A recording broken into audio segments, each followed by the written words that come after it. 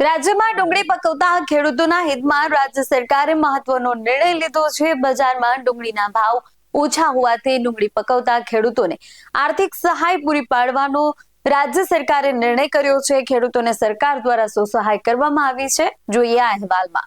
નમસ્કાર, BS9 TV news સાથે હું છું આપની સાથે જાસ્મીન। સરકાર દ્વારા ડુંગળી પકવતા ખેડૂતો માટે સહાય પૂરી પાડવાનો નિર્ણયમાં ડુંગળી પકવતા ખેડૂતોને પ્રતિ ક્વિન્ટલ 200 રૂપિયાની સહાય ચૂકવશે।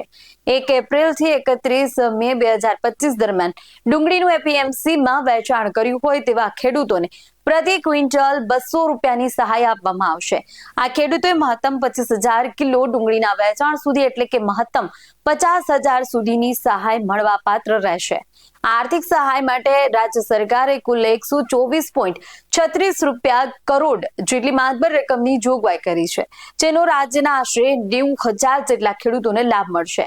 રાજ્યમાં ડુંગળી પકવતા ખેડૂતોએ આ યોજના હેઠળ લાભ મેળવવા માટે આઈ ખેડૂત 2.0 પોર્ટલ પર 1 જુલાઈથી 15 જુલાઈ સુધીમાં ઓનલાઈન અરજી કરવાની રહેશે।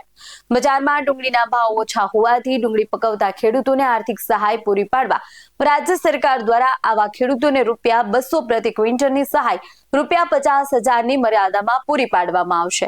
આ મહત્વપૂર્ણ નિર્ણયથી જાહેરાત કરતા કૃષિ મંત્રી રાઘવજી પટેલે જણાવ્યું હતું કે વર્ષ 2024-25 રવિ સિઝન દરમિયાન ગુજરાતમાં ડુંગળીનું આશરે 93,500 હેક્ટર વિસ્તારમાં વાવેતર થયું છે, જે સામાન્ય વાવેતર વિસ્તારની સાપેક્ષે વધુ હોવાથી રાજ્યમાં ડુંગળીનું ઉત્પાદન પર અંદાજિત 248.70 લાખ ક્વિન્ટલ જેટલું નોંધાયું છે।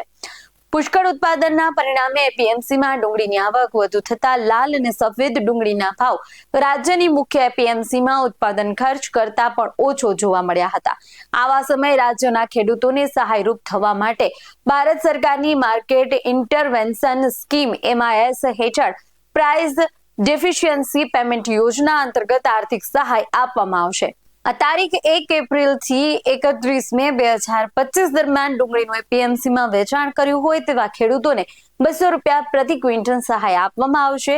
આ ખેડૂતોને મહત્તમ 25,000 કિલો ડુંગળીના વેચાણ સુધી એટલે કે મહત્તમ 50,000 રૂપિયા સુધીની સહાય મળવા પાત્ર રહેશે અને આ આર્થિક સહાય માટે રાજ્ય સરકાર દ્વારા કુલ 124.36 કરોડ રૂપિયા જેટલી માતબર રકમની જોગવાઈ કરી છે અને 90,000 જેટલા ખેડૂતોને આમાં લાભ મળશે, તેમ કૃષિ મંત્રીએ જણાવ્યું હતું। તો વધુ અહેવાલો સાથે મળતા રહેશું। તમે અમારી YouTube ચેનલને સબસ્ક્રાઇબ કરવાનું અને મને Facebook અને Instagram પર ફોલો કરવાનું ભૂલશો નહીં। બાકી અવનવી અપડેટ માટે આપ જોતા રહો BS9 TV ન્યૂઝ। નમસ્કાર।